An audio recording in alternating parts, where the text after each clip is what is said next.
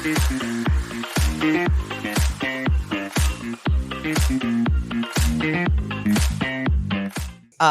welcome everyone, and really look forward to the dialogue Alex and I will have this morning, and hope you'll find it of great interest and also a great insight that some of the discussion I was having with Alex earlier this week, and where he's been. So maybe what I can do to Brett's point, I guess what was important is, yeah, I think we'll delve into a number of areas. Alex and I decided that really we want to go on kind of the audience. We're going to take your cues, but we also want to make sure that we cover off some of the interesting aspects and the optimism. Like, we want to make sure you're optimistic about AI, because it's very easy to get down in the dumps about AI if you read the media, because media never likes to promote anything good about AI or anything in tech. In fact, tech is usually the one that takes it on the nose. If anybody's been following online harms, you know, that's usually where we're taking it. So Alex, I look forward to our dialogue today.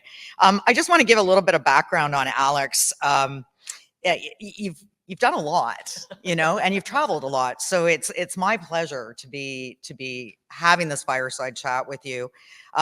Yes, you are with the Global Alliance for AI, but you're also Vice President Corporate Development and Strategy for SAMA. He is a global AI executive with proven track record in, really, I guess, developing successful scale-up strategies, taking impactful decisions, and operating in high-growth organizations with revenues ranging between $10 million and $100 million, which is no small peanuts. Corporate development, ESG, which is huge nowadays. I mean, I sit on a board, and I think everybody's trying to get around that. The things that we never had to worry about as part of a board that now we're having to worry about around sustainability and whatnot.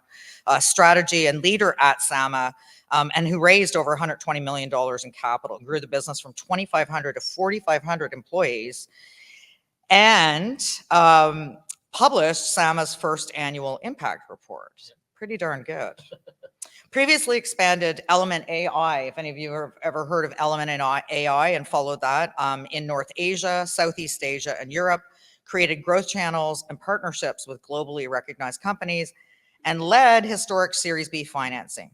You're the co-chair of the Global Partnership on AI's Future of Work, hence why you're here, working group, and you've been selected as one of the top 250 upcoming leaders in Canada by the Governor General of Canada and Floodgate BC's 2020 Anchor List.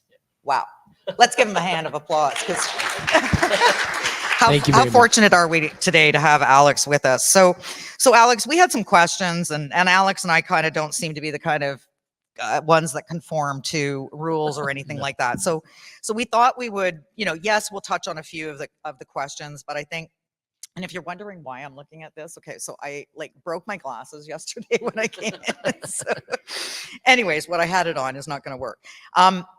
Yeah, so I think let's just, let's talk about potential for, I think one of the things that I had a chance to talk to a few people as we were, waiting this morning to come in, is the potential of AI and what it's going to, for the workforce. But I think too is just, let's go back to students coming out of school, right? And the promise of, and so can you talk a little bit about how people kind of transition? Yeah. So firstly, I'm very optimistic about the future of work and of AI. And that's not just based on kind of my optimism in general. It's based on incredible research coming out of places like MIT, Oxford, and other places that are looking really at what the potential is, but also because I truly believe that countries like Canada could lead the way to make AI what is mostly called pro-worker. What that means is that instead of only looking at automation and optimization, we can actually design AI tools that help people do their work better, but also help give access to more people to knowledge and to tools. And so a concrete example of that, and I'll give you guys a little bit more around as a student what to think about. A concrete example of that is that we have an access to justice problem around the world. There are not enough lawyers, and there are a lot of legal problems. And those often impact people in situations of minority or low income situations. Imagine if you had a chatbot that you can ask questions to, or an AI system that you can ask questions to about your rights, about what you're allowed to do. If a police stops you, what your rights are, how you can defend yourself. If you have an issue with your landlord, what are your rights? And those are things that should be accessible because we are a country of rules and laws, but not everybody has equal access to that. And so AI can be an enabling technology that allows the playing field to be leveled, gives access to information, gives people access to new ways of looking at things, but also augments them. As a student, it's really funny. So if I can help anybody take away anxiety as a student, I have a very interesting career, which is that I have 3 careers. I started as a lawyer, and that's my biggest flaw, so sorry about that. I ended up as a venture capitalist focused on AI investment. So I went from Word to Excel. And then I went and I became an executive, an operator within companies, and a mentor and advisor on business strategy and growth. And so the first thing that I would say is that there is no set path. As long as you're passionate about what you do, and I've always led through my passions, that you're hardworking, the tools that are out there, including AI tools, will actually accelerate your ability to become an expert or to become someone good in that. And so I think that's one thing to take away. The second thing is the world will be changing. Access to information will become more and more easy, but we know what that means. More information doesn't mean more knowledge, doesn't mean better critical thinking. And so ultimately, as you're coming through and as you're growing throughout your career, the key thing is to enhance your critical thinking skills. So what does that mean? How do you ensure that the information that you're reading is true or false? And this is a conundrum that has existed since the beginning of time, but ultimately now will be amplified by a lot of technology and social networks that are out there. Secondly, is that why critical thinking is important is because each of us has the potential to positively impact the world around us. But what that means is that we have to think of new ways, new solutions. And oftentimes the step changes that we see moving forward are brought about by people that look at things in a different way. And actually, this is a partner at Floodgates. When I received the award that told me this is, as venture capitalists, they invest in time travelers. What does that mean? They look for people that are looking into the future. And AI, what it'll do is that it will, and now we see the first iterations of that, it will allow you to interact with the digital world in a natural way.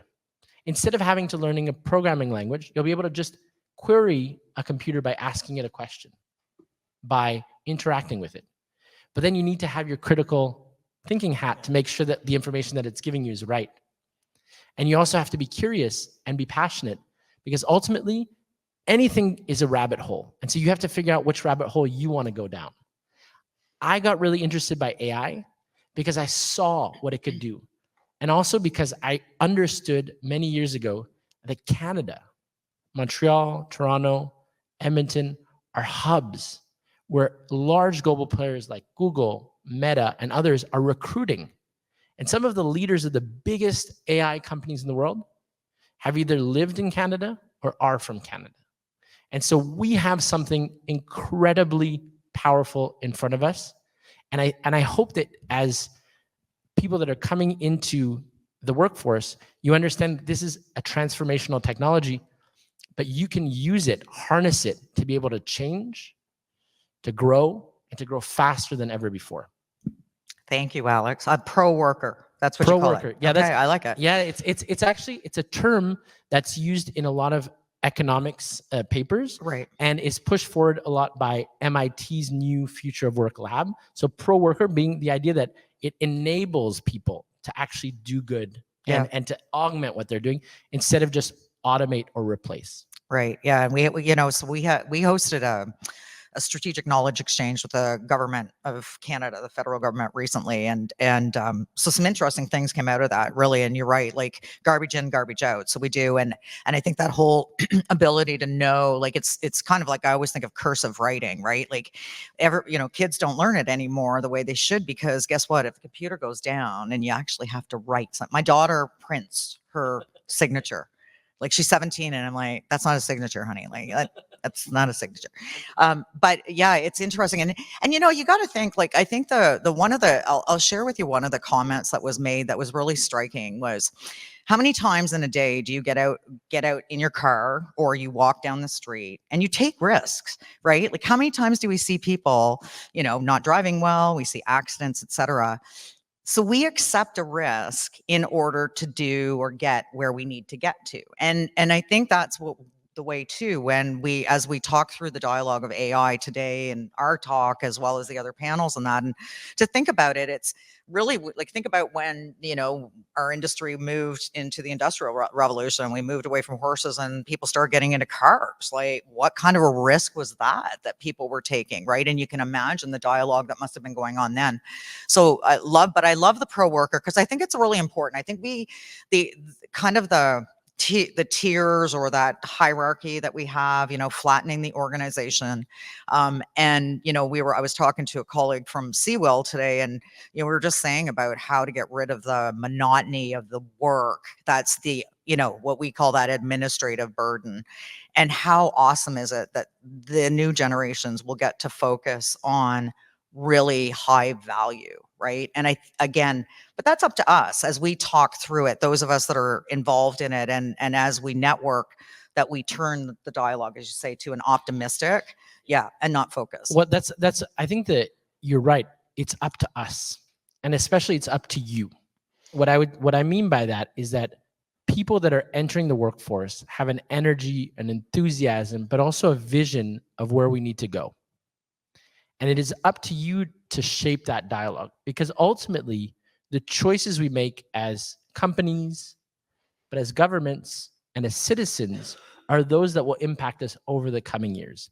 And I think your example of the car is a really great example around the risk. Ultimately, when you go back and read articles, because this is one fun thing that I love to do, is like, when technology is adopted, how did people perceive it? And so when you look at articles about the advent of the car, there's so much fear around it because people don't understand the technology. And then what they didn't realize was how many roads and freeways needed to be built to actually get from one destination to another. But think of our world right now, going from Montreal, let's say, to Quebec City or to Toronto without a road. How much longer would that take? What would that mean in terms of what we can have access to? I mean, the fruits and vegetables that we have access to all year round come on trucks from Mexico and California all the way here. Our whole life changes as we adapt to the advent of new technology. But we decided where the roads went to. We decided the speed limits. We did that because we decided the future that we wanted. And ultimately, that's the key, is that in this whole structure, you are the voice of where things need to go, because you will be the ones that will be impacted by the decisions we make today. And I like the idea of where you're going to go, because we talk a lot about the puck is going there anyways. Like, you either better get on the train and meet it, or you're going to be left behind. And I still remember that at the beginning of my career, which was in the government, and the tech back then, right? And what was, I mean, a lot of you you're not old enough to know about like amber screens, and when the computers first came out, and I'd have to take a half-hour break because my eyes would just be killing me from the text. So I want to turn us to collaborative efforts. You're involved with a number of different organizations that rely on the collaboration of industry, academia, government. What role is that currently playing? And maybe, like, are there areas, Alex, where we could do better? But how has it worked, for example, even in your own career, your lifetime, the need around what you do for work versus what you may have to do to contribute to? Yeah, so for me, I grew up, we didn't have very many means. And one of the things that I realized quickly was that if you're active and you speak up, but you base yourself on research and you read and you collaborate, you oftentimes could formulate an opinion that helps shape where things are going. And so as I got more involved in artificial intelligence, I started realizing some of the potential impacts, good and bad. And my goal was to try to help steer a path which had a positive impact on the world. So recently, I would say it was last week, I was actually in a conversation with the CEO of UNESCO's social sector division. So essentially number 3 at UNESCO.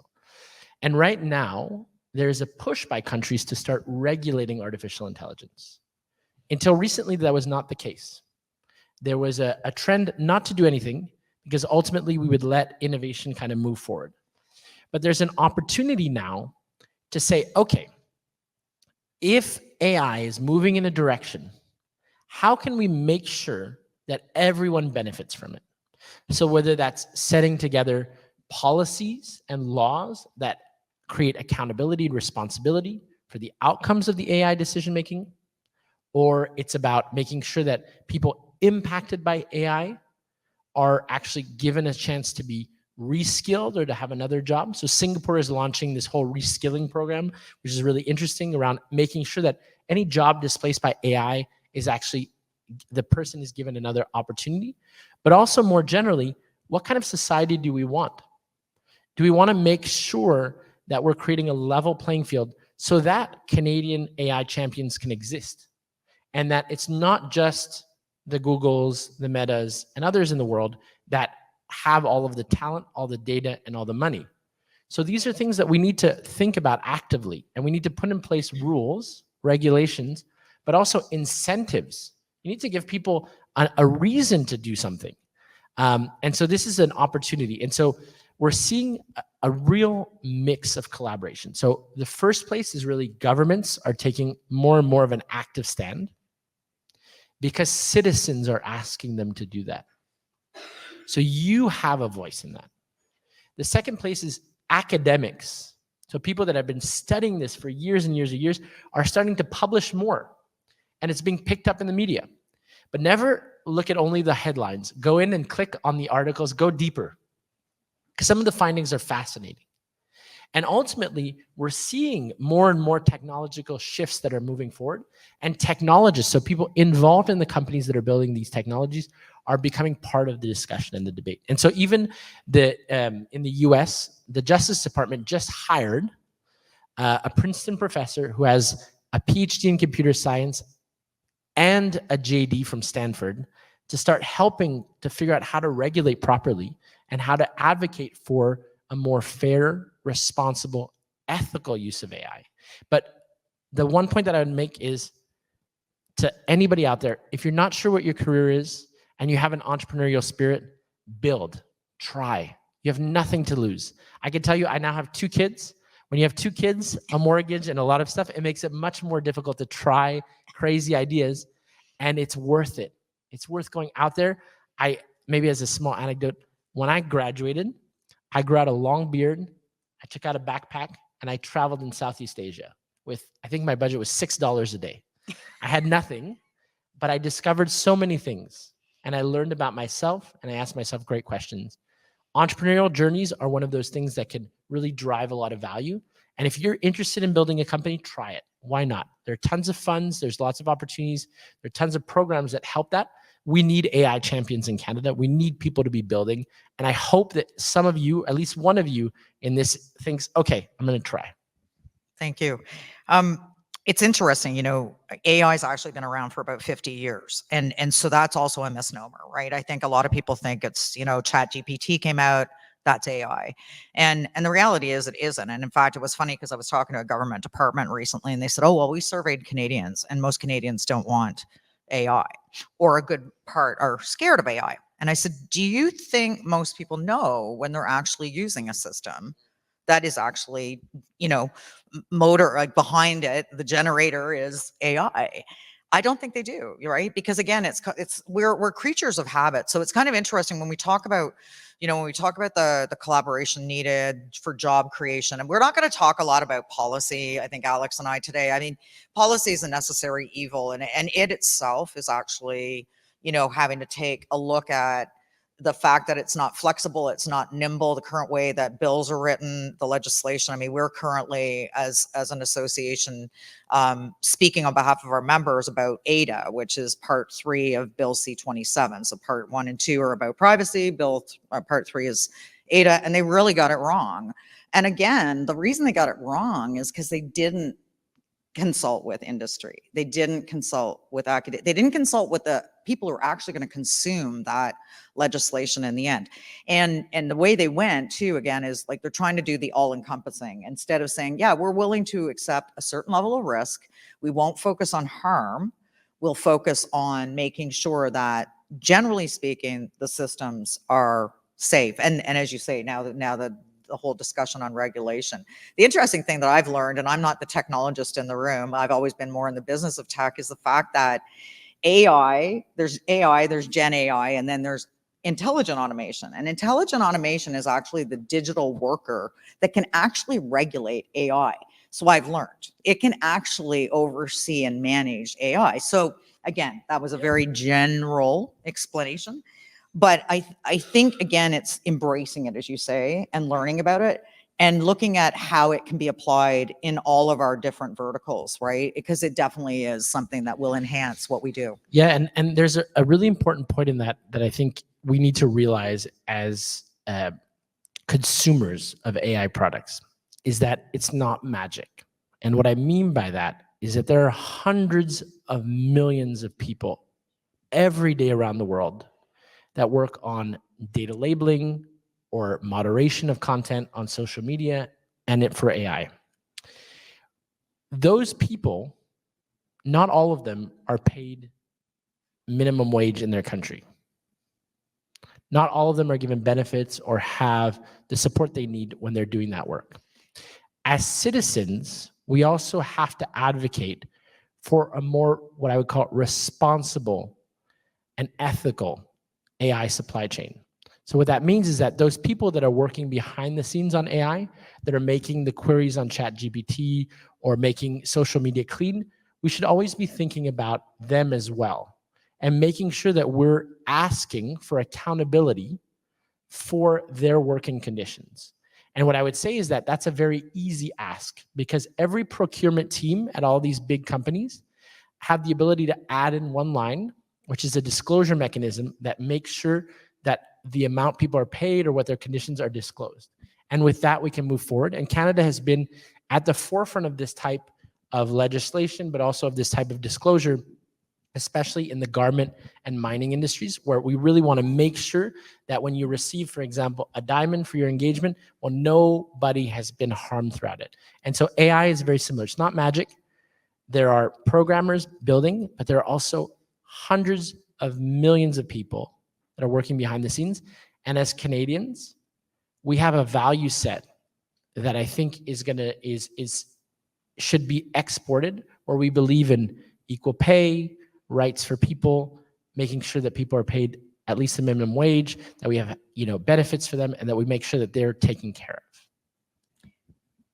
You talked a little bit, a little while ago about upskilling and some examples. So can you share a little bit more about, your experience with upskilling and retraining or training programs that are helping transition workers into those new roles, the roles that are being created and being ready for an AI-enabled workforce? Yeah, so to give a concrete example, SAMA is a company that was started as a not-for-profit, whose goal was to help women and youth in underprivileged communities have access to the digital economy.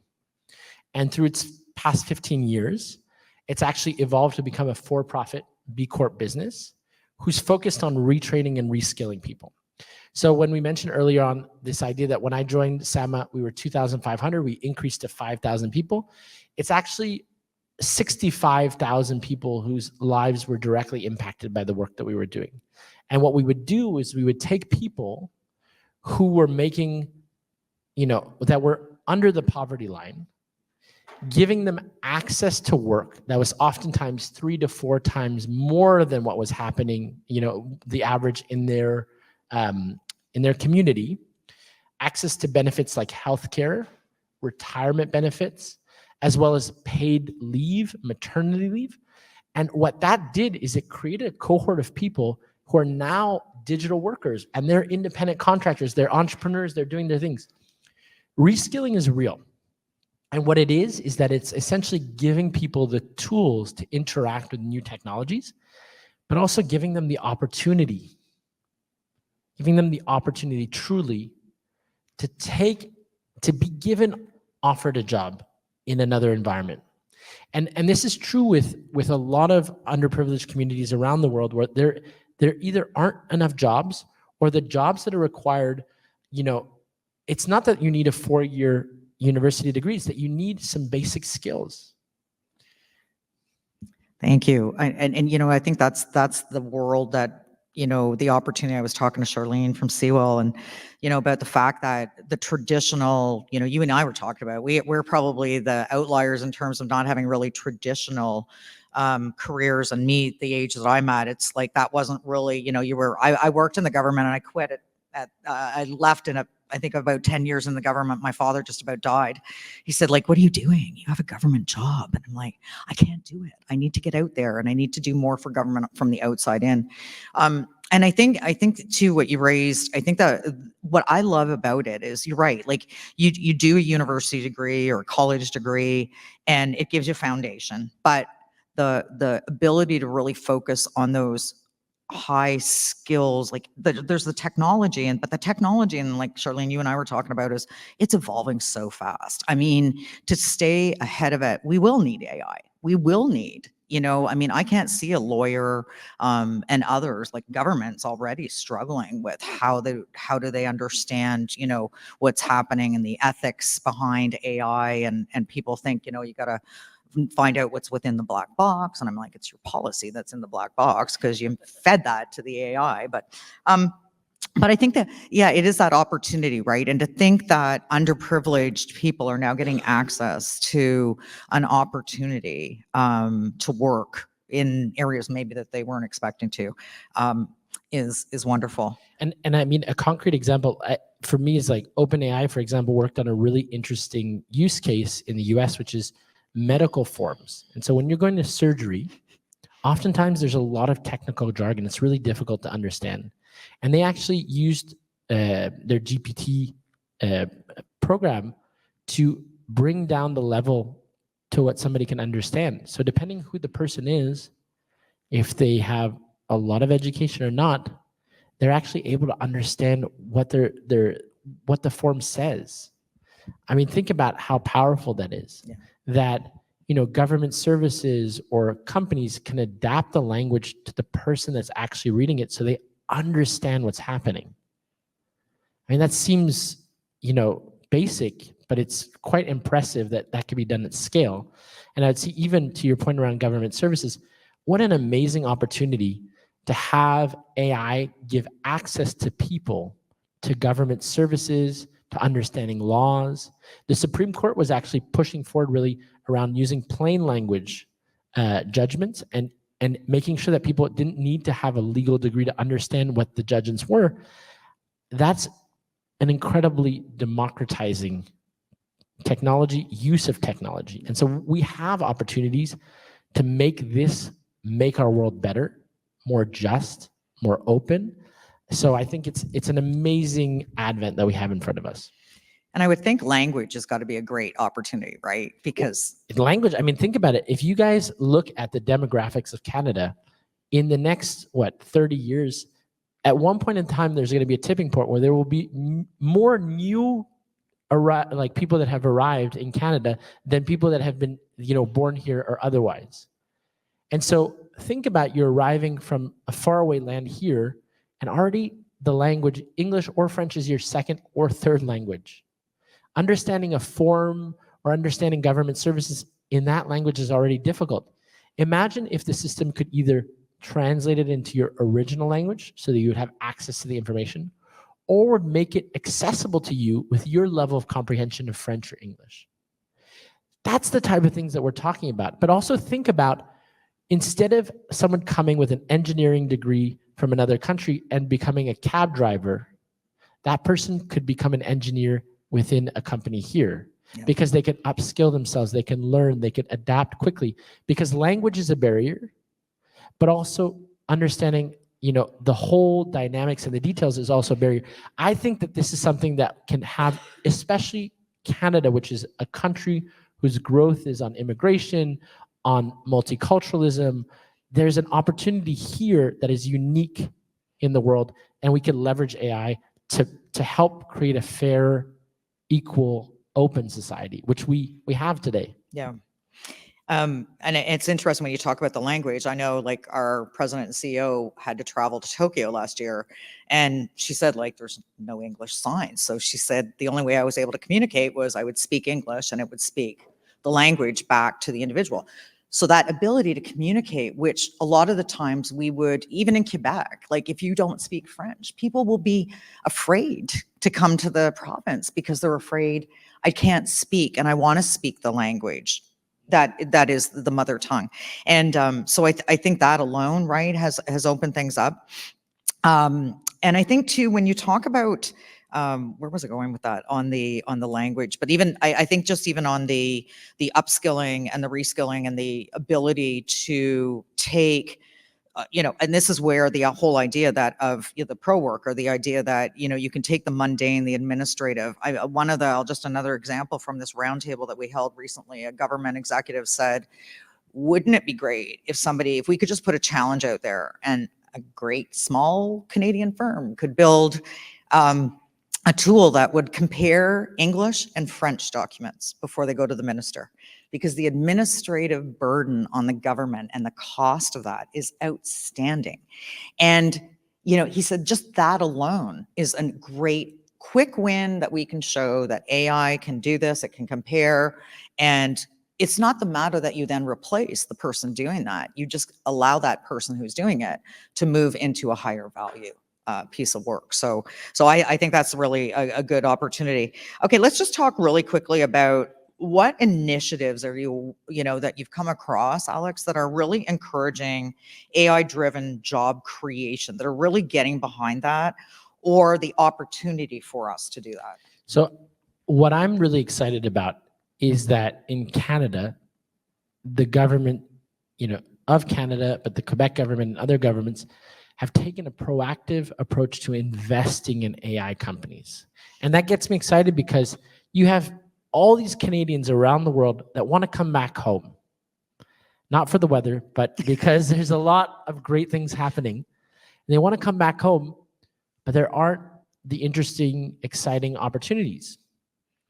And so the fact that we're investing heavily, for me, is a really good sign that we're actually seeing movement. We're seeing, for example, the former CFO of Google, Patrick Pichette, is a guy from Montreal, moved back to Canada to start a fund with Inovia to invest in AI companies.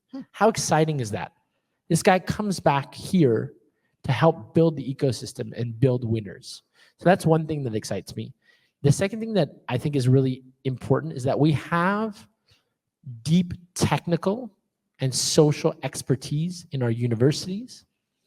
And I think that we're truly in a collaborative, open dialogue amongst thought leaders, government, associations. And I think there's something there which is very Canadian, which is that everybody's open, talking, and trying to move forward. And third is that I think that ultimately more people believe that AI can be used for good. Yeah. And so there's a willingness to adopt that approach. And I think that's extremely exciting, because I do think that it could be a technology, if we make the right choices as society, as citizens, as governments, that can actually have a positive impact. But we have to make those choices. Yeah. Yeah, it's interesting. I was talking to somebody yesterday about misinformation and disinformation, and unfortunately, that is the unfortunate use of AI, and is really going to be an issue around elections, right? And how easy it will be for your opposition to produce a video that makes it look like you cheated on your partner. But we still have the choice as individuals to question that.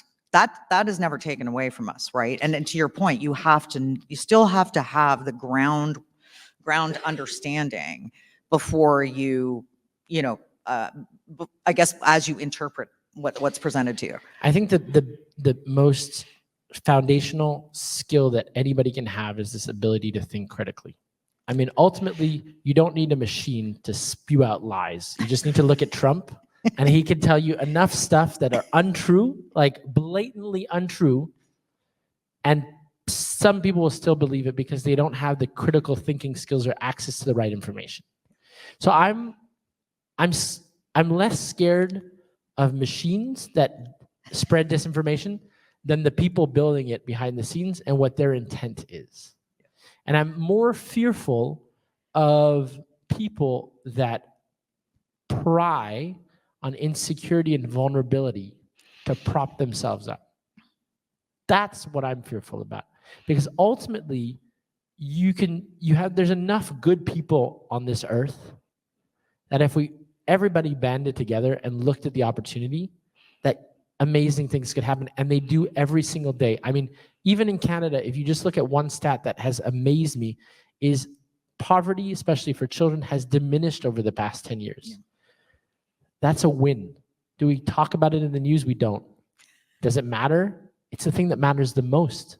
Yeah. Because those children that are not in situations of poverty, those are our future leaders. So it's like you say, there's lots of media is never going to tell the story, but I do love the fact that making those resources available to help those that don't have the critical thinking or don't have the access to the knowledge to have the access. It's kind of interesting. The government of Canada has what's called they're trying to stand up an innovation agency.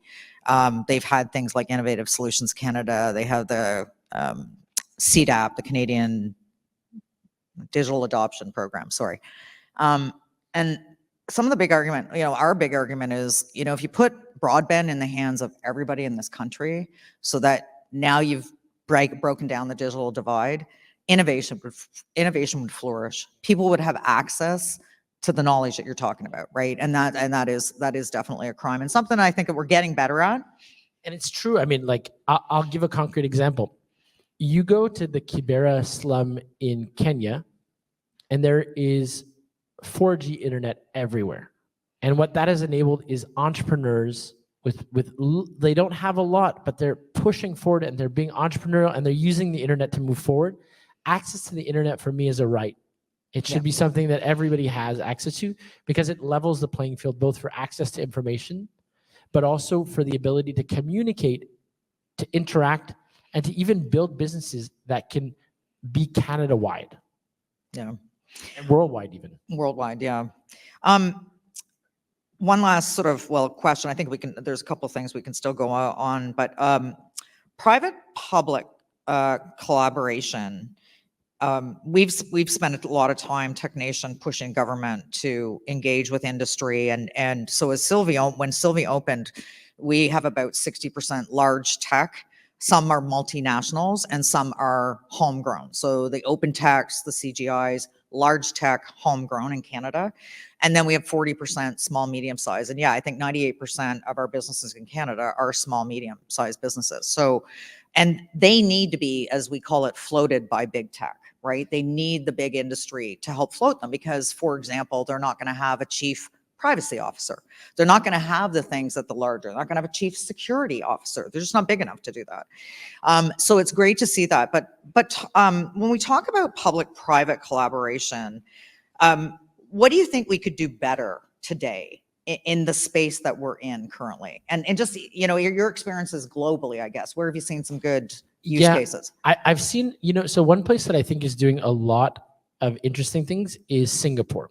And what I think is interesting about what they're doing is that they offer these amazing programs where graduates from universities, high potential graduates, are given scholarships to study anywhere they want in the world in exchange to come back and work at the government. Yeah.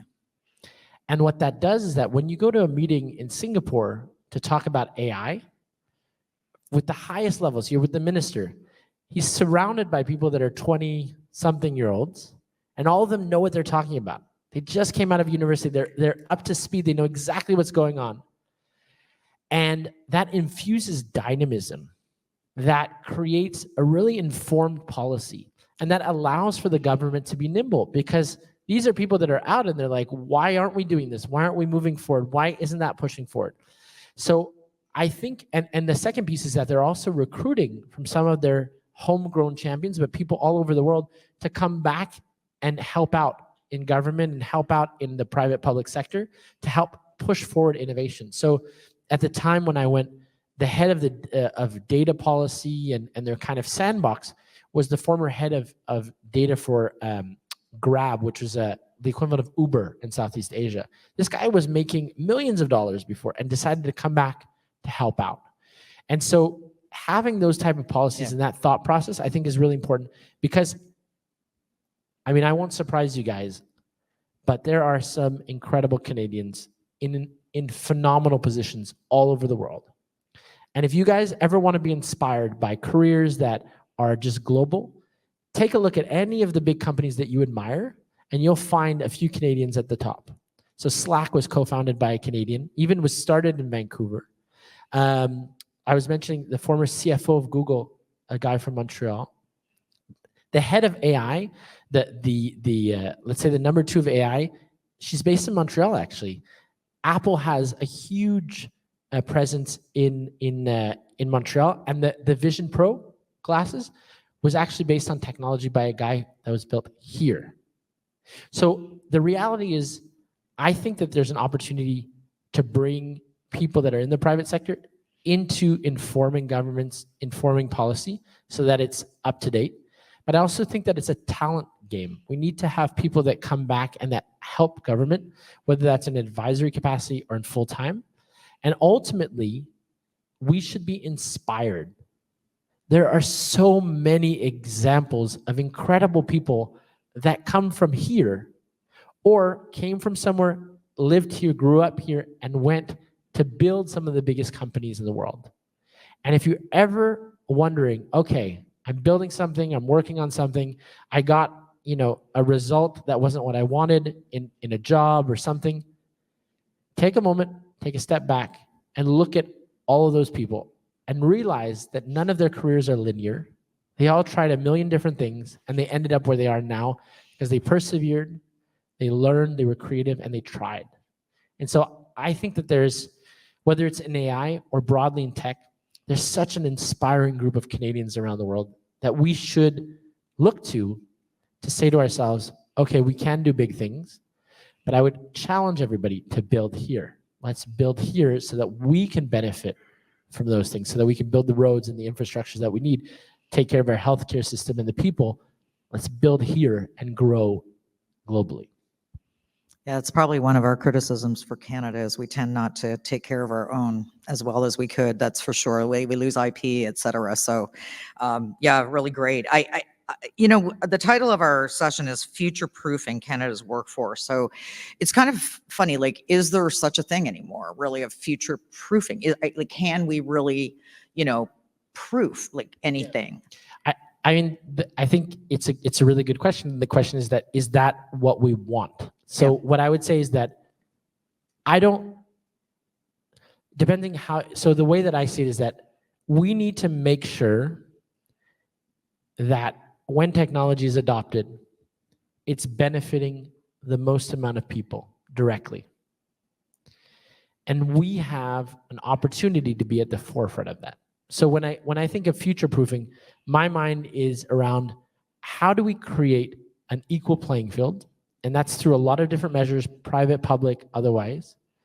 And how do we make sure that the next Google or Meta or otherwise is based here?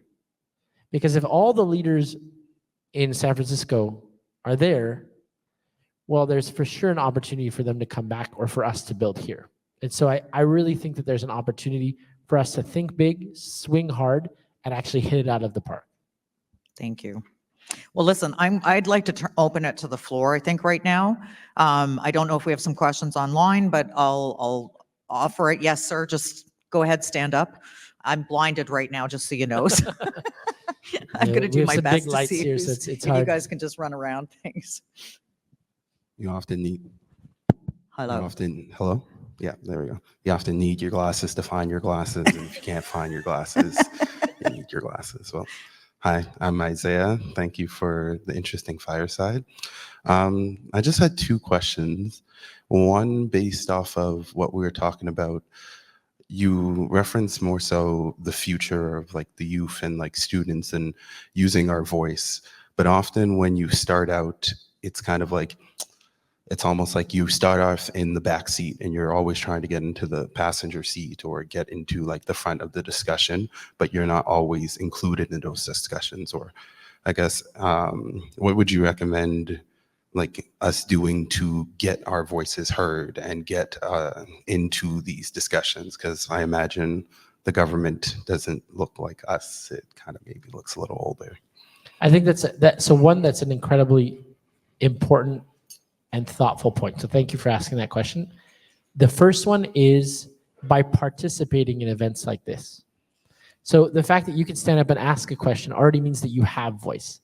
But it's true that you need to find the forums where that voice is heard and where you can amplify it. So the first thing is finding those places where you find either opportunities for youth to speak up or for like-minded people who are willing to listen to new ideas. So first place is find your community. I think that's a first important piece. The second point, to your point around like, I'm in the back seat and how do I get to the front seat or the driver's seat? Oftentimes, we don't know what we don't know. And that's what hinders often the ability to have dialogue, especially people that are experts that have been doing something for a very long time. So my advice is twofold. One, focus on topics that directly impact you and that you have a specific knowledge about. So youth issues, that's a great topic that you can talk about. Well, who's the Minister for Youth? It's actually the Prime Minister. Interesting. Good person to talk with. And the second thing is, while I have the opportunity to speak here a lot, one of the things that I try to do the most in my life generally is to listen. Because oftentimes you absorb and learn and see things when people tell you their perspective. And what I think is an important lesson that I've learned in my career is when I started off, I took the time to really listen, absorb, understand what I believed, research, work harder than anybody else. And then when I had something smart to say, I didn't stop myself from saying it. But there is a time between the moment that you start and you learn and you grow and you talk. And I think that time has to be measured.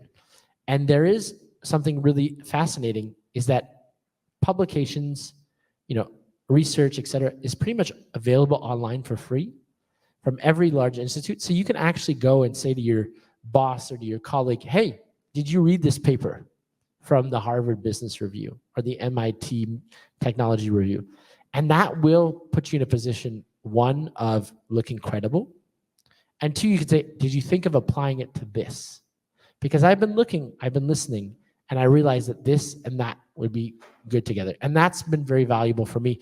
The time that you come up to somebody and say, hey, in the Harvard Business Review, they said that, and they'll be like, no, I don't believe that's true, will be very, very few times. So that gives you a lot of credibility and allows you to move forward. So hopefully that was a helpful answer for you. Thank you. And on to the second question, it was more so of, I guess in the ESG realm or like discrimination, where the people who are in control, like human beings often discriminate. And so what is the process to stop AI from discriminating, or the way building it to make sure that it improves on people's shortcomings rather than amplifies them? Yeah, so that's a really important point. And I would say that one, most AI systems are based on data sets. So you teach a computer how to recognize a face depending on millions of faces that it's seen. This has been chronicled systematically where, for example, a computer system doesn't recognize a black face. How come?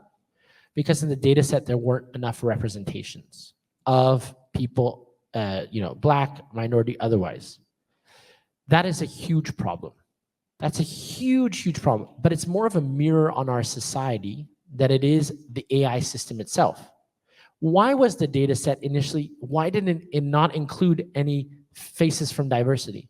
Why is it that when you prompt a CEO of a company, white male, are generated? Well, because the data that is underlying those models doesn't have diversity included in it. So one of the things that I was working on very actively was being critical about the data sets that are being used by systems in order to decrease bias and also ensure that we have the tools to one, know that that's happening, and then make sure that the models aren't replicating what we see in those data sets. And the two is having a public discourse about that. So there are groups that are very, very active, both academically and more generally in the sector, that are pushing for more representative AI that is inclusive. And I think that is a fundamental important issue that we need to be pushing for. So I thank you for bringing it up because it is really real. And two, I would say that there's a community of people working on it, because if AI doesn't represent what society really looks like, really speaks like, then what is it? It's just perpetuating bias and structural inequities that already exist. But it's an opportunity for us to hold up the mirror and realize, how come the system is acting this way? Why is it reacting this way in this circumstance? And that's a really valuable thing that I think hopefully will make change, systemic change, and hopefully help create a more equitable and even policies, even society that's a little bit accelerated by AI. Thank you. Maybe I'm just going to add to that, just from experience of, again, so we do a lot of procurement advocacy, right? We're trying to get the government to change its procurement, modernize it for today's world. And again, back to what you were saying, Alex, about the data is, so the government tries to do diversity targeted procurements, right? But they don't realize that they don't have the data really to determine that that underrepresented group does not actually sell those products in the market. And so they fail the first time they go out on a pilot.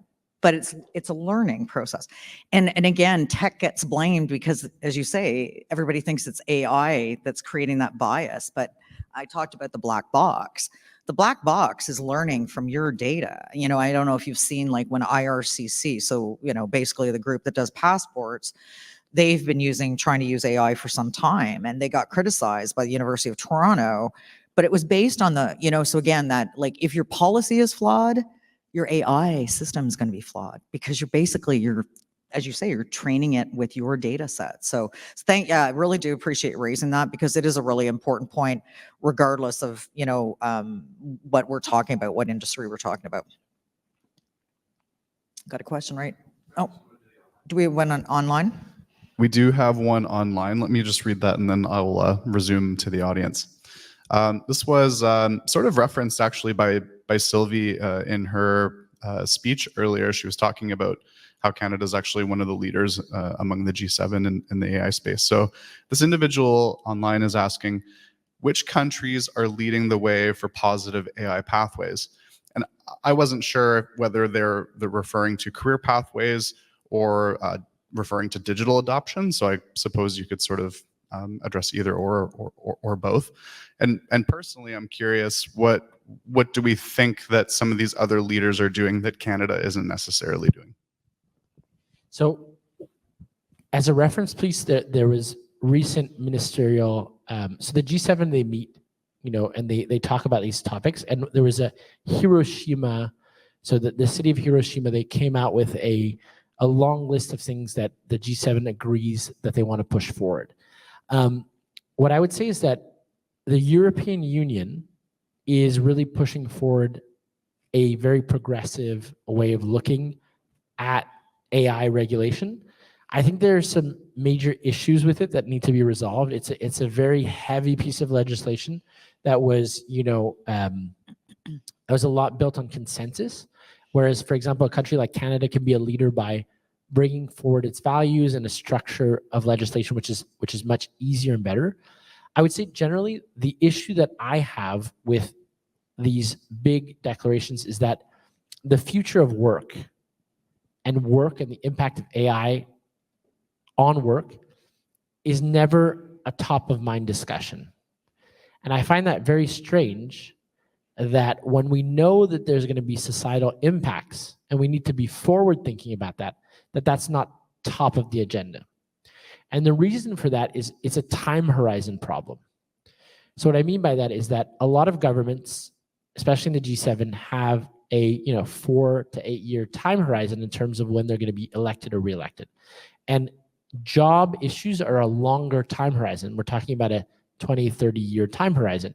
So solving for those longer term problems is harder to get political weight behind. And so it's become that's become a back issue. But it's like anything, if you don't take care of it now, it's going to become an issue that's going to hit us harder going forward. And so I would say, I think we're truly lacking leadership around the world on the future of work and AI. And I think there's an opportunity now to help put in place the things that will make us stronger in 20, 25 years, but we need to start doing now.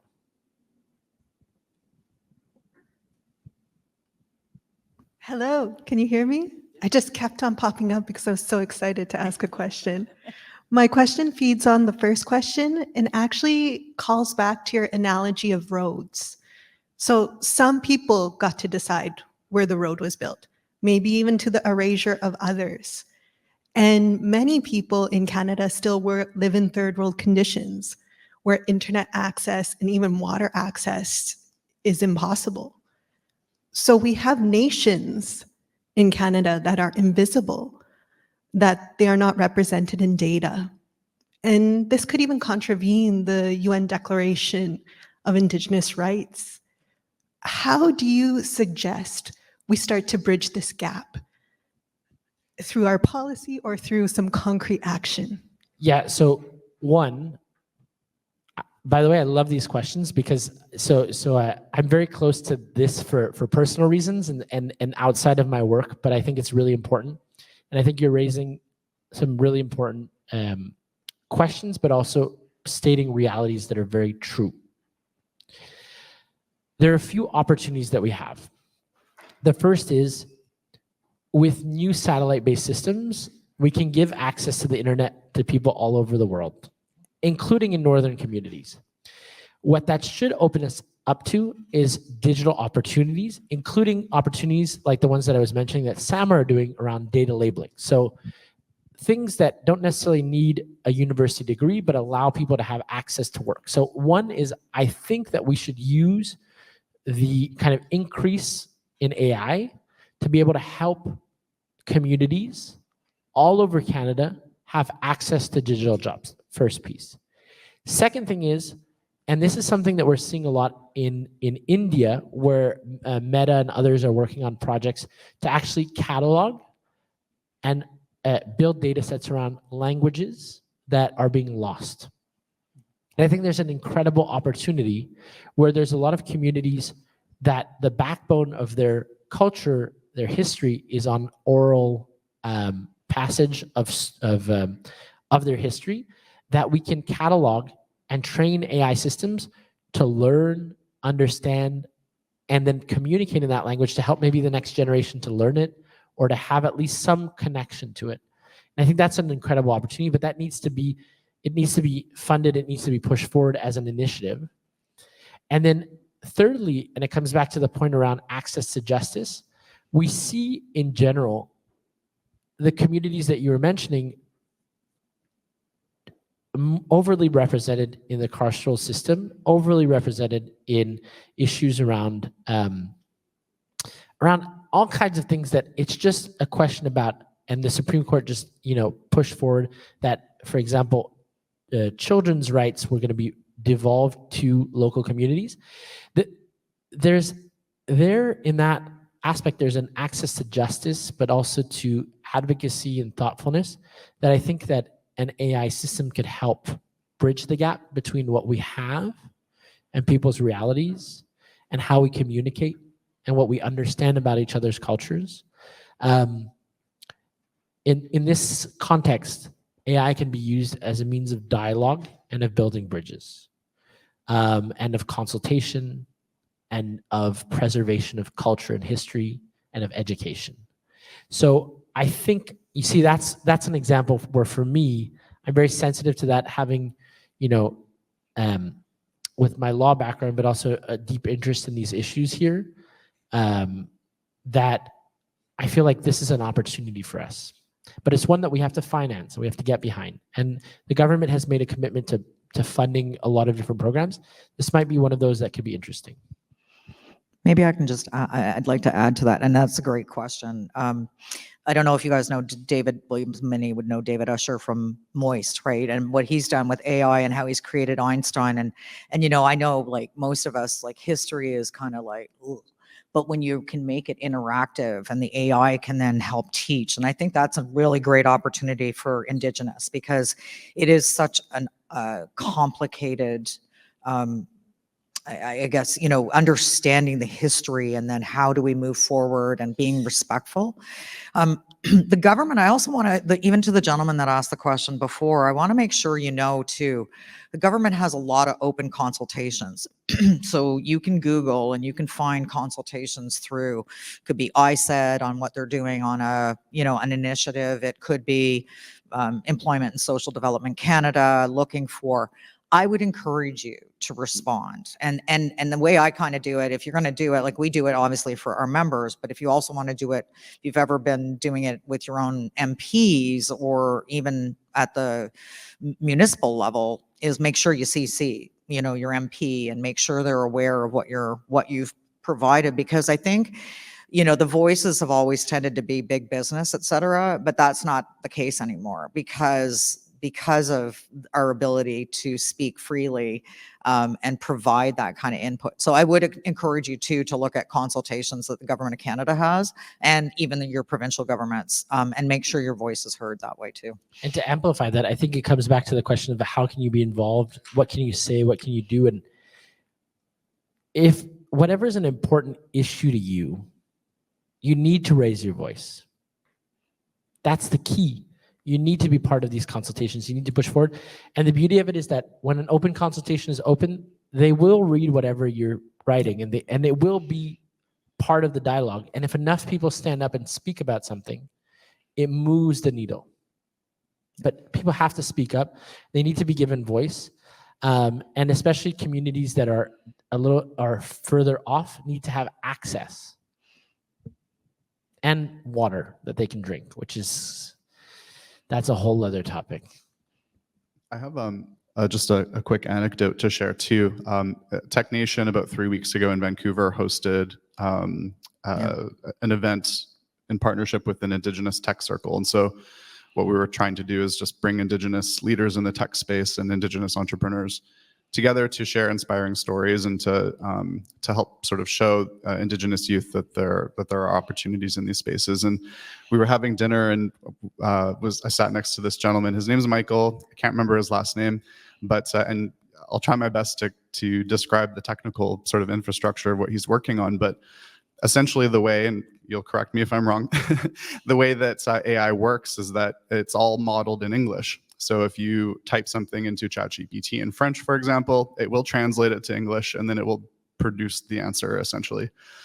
And so what this gentleman was describing to me, and he has a PhD in AI, was that unfortunately the translation just doesn't work very well, if not really at all, if you're translating from Indigenous languages and many non-Western languages.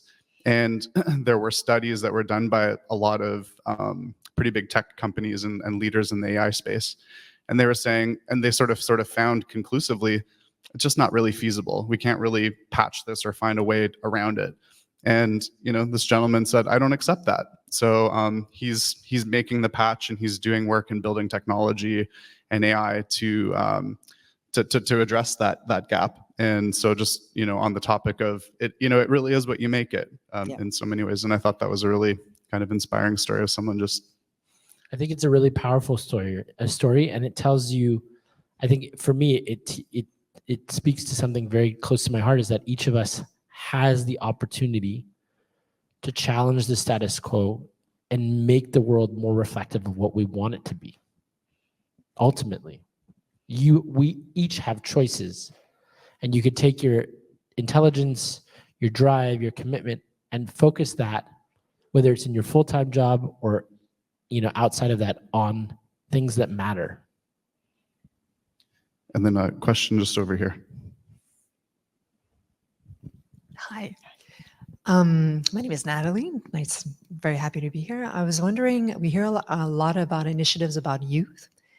And so I interact with people in workforce who are in their 40s and 50s who have another 30 or 40 years on the job market. And so what's available for them to retrain and reskill? Because I hear a lot of initiatives for people who are starting out or who are doing data sets, but what's available for them? Yeah, and maybe I'll let you speak specifically in Canada, kind of I think that's where the crux of the biggest issue is going to be, is that demographic, where ultimately there's such a systemic change. How do people adapt? I mean, the example that I give is that I remember when I was a kid, I didn't have a computer at home and we didn't have the internet. And we bought a computer, then we had the internet, and then we started interacting with this. And now, it's seamlessly part of it. And I'm looking at my way of interacting it and my mother's way of interacting was that gap, and how it changed her trajectory. And she has her Airbnb and like all, so there's a way of adapting to it. It's about skills. It's about making sure that in environments where there's automation taking place, that we as a society choose to ensure that workers are retrained. It's a choice, that they're not just laid off. That we choose to build UX, so user experiences, that allow people to be able to actually continue to operate and work with systems. And those are choices. Those are choices that companies make, and they're choices that governments make, but they need to be incentivized. And so beyond the reskilling or retraining of people, I think we have to have a broader step back and say, okay, what happens when somebody's job will be automated? What is our responsibility? Is it to find another job for them in that same work environment? Or is it to ensure that they go to a pool of skilled workers, or that they have retraining? What as a society do we want to make as a choice? And I would hope that we would try to advocate for a smoother transition, where people that have their jobs or part of their job is automated, that they have the opportunity to continue to work in their work environment. And then that is seen as an augmentation of what they're doing, and that we're focusing on pushing forward business kind of needs, but not to the detriment of everybody, and especially that class of workers. I just want to add one thing, Brett. The one thing too, I think that is, like, government, as you can appreciate, is dealing with unions, right? And, I've even had dialogue with union leads where I've said, you're either part of the problem or you're part of the solution. And you've got to consider that, an aging workforce. And by the way, did you look at me because when she talked about like 40s and 50s, is that what you were No, doing? you're in your 30s, so there's no problem. There you go. I'm actually not. And you know what? Yeah, because I started my career in the government in the early 90s. But it's a really good question, because it's true, like the generation, and again, data sets, we don't have a lot of data sets to sort of figure out how to meander between the different generations that are currently part of the workforce. And some people are I have friends who, they just want to retire at 55, like they're done. That's it. I'm out. I'm going to take my package. I'm gone. My mother worked till she was 70. I mean, I probably will work till I'm 72, as long as I'm not 72, but 70. Because if you're passionate about what you do and you love what you do, and you can still do what you want to do. But yeah, I think we definitely have to start thinking about not just the entry level, but how we manage. I do also want to point out, what I love, Brad, about what you did in Vancouver, I think is, and in today's world, there isn't the hierarchy. When we're in a room, we're all just people trying to take advantage of the technology, take advantage of, the change that's facing us. and actually do things together. So I love that because that does break down that generational gap for sure. Brett, over to you.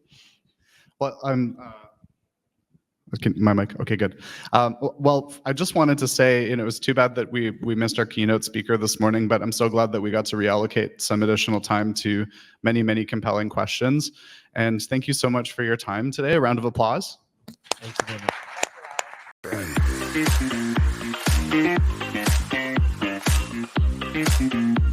Thank you.